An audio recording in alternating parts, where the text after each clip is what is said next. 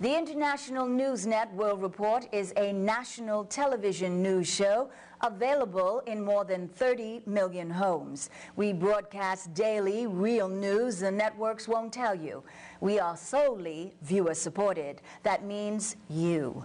You can donate at our website, inenworldreport.net. We hope you find the following interview informative and helpful.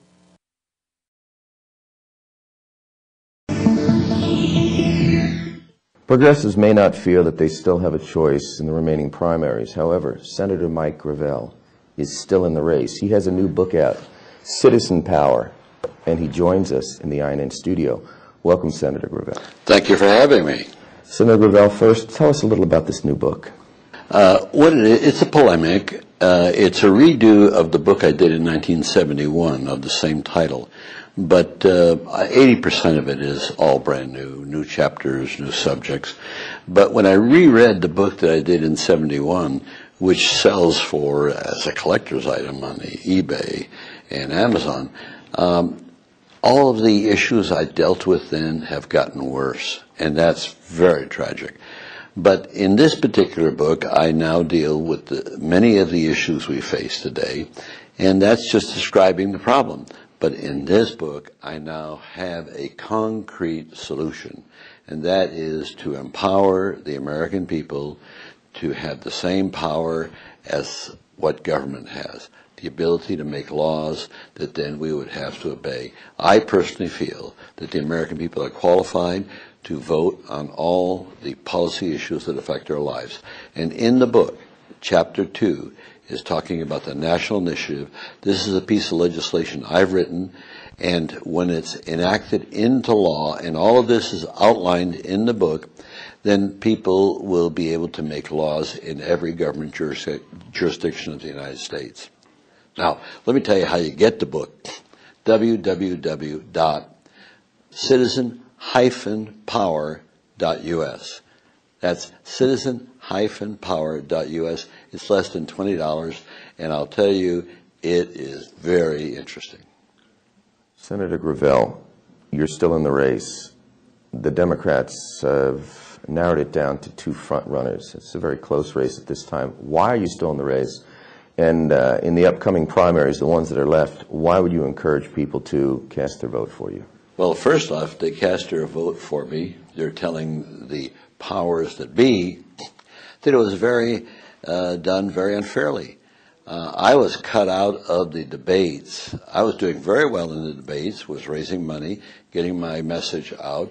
And then all of a sudden, when I questioned Hillary over her vote for going to war with Iran, never mind that we got a mess in Iraq, going to war with Iran, which is what George Bush wanted to set up, that when I brought that to light, then lo and behold, the likes of General Electric decided to cut me out of the debate in Philadelphia. This was agreed to by the head of the Democratic Party.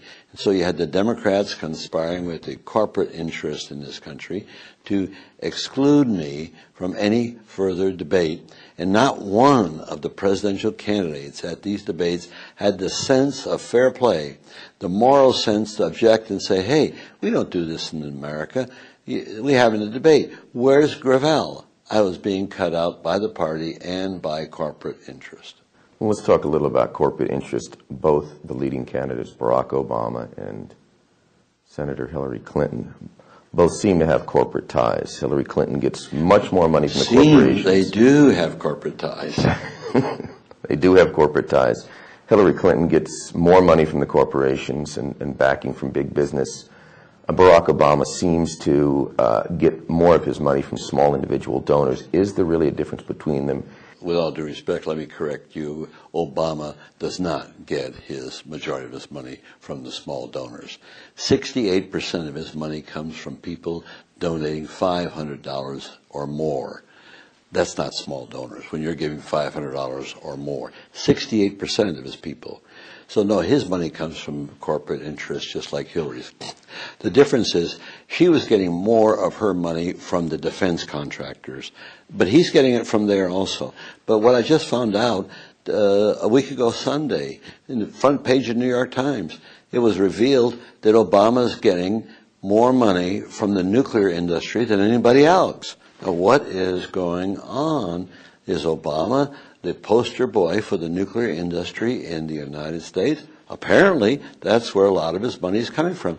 So, what is the difference between the two? No, they're both going to be owned and obligated to the corporate interest in this country.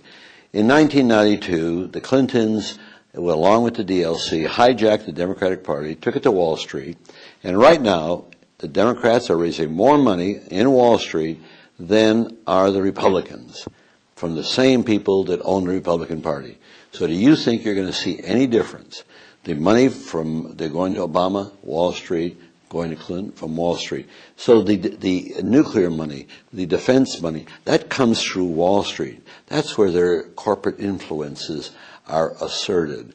And now when you hear, which I couldn't believe it, Obama says, I don't take money from lobbyists. My God, that's a bold-faced lie.